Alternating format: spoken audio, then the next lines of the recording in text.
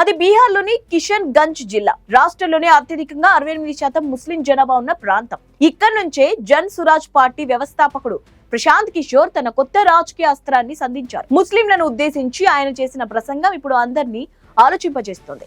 దేశంలో 80% హిందువులు ఉంటే బీజేపీకి ఓట్లు వేసింది కేవలం 40%. అంటే మిగతా సగం హిందువులు బీజేపీకి ఓటు వేయడం లేదు.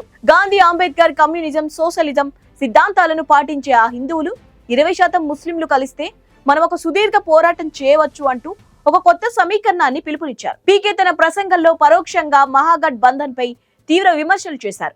గత 30 ఏళ్ల లాలూ నితీష్ పాలనలో ముస్లిం సమాజానికి ఒరిగిందేమీ లేదు. జనాభా ప్రకారం మీకు 40 మంది ఎమ్మెల్యేలు ఉండాలి, కానీ ఉన్నదే 19 మందే. బీజేపీని చూపి మిమ్మల్ని భయపెట్టి మీకు టికెట్లు ఇవ్వకుండా మిమ్మల్ని రక్షించడానికి వేరే వాళ్ళను గెలిపించామని అడిగారు. ఈ భయం వల్లే మీరు నాయకులుగా ఎదగలేకపోతున్నారు అంటూ వారిని చైతన్యపరిచే ప్రయత్నం చేశారు. రాజకీయ విశ్లేషకుల ప్రకారం పీకే వ్యూహం చాలా స్పష్టంగా ఉంది.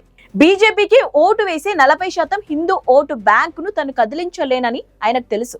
అందుకే ఆయన టార్గెట్ బీజేపీకి ఓటు వేయని మిగతా 40% హిందువులు, 17.7% ముస్లిం ఓటర్లు. వీరంతా ఇప్పటి వరకు మహాగఠ్ బంధన్ కు అండగా నిలుస్తున్నారు. ఇప్పుడు వారిని ఆ కూటమి నుంచి చీల్చి జన్ సురాజ్ వైపు తిప్పుకోవడమే పీకే అసలు ప్లాన్.